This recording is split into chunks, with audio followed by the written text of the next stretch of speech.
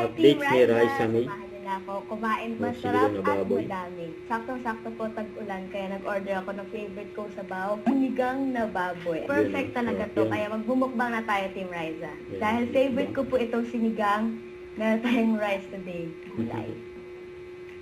Yan o. Mga tana, Team Riza! Bago pala tayo magbukbang at enjoy itong sinigang. Naalala ko lang po, meron akong work tomorrow, kaya naman ayoko naman mag-feeling na bloated after this meal.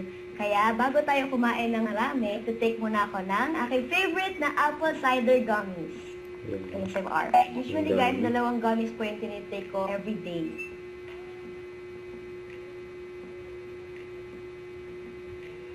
Yan na. Nagmukbang na si Raisa na sinigang na baboy. Yun o.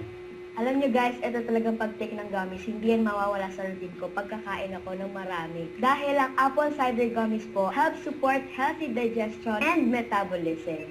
Kaya mas komportable po ako na mag-enjoy sa aking mga cravings. Yun o.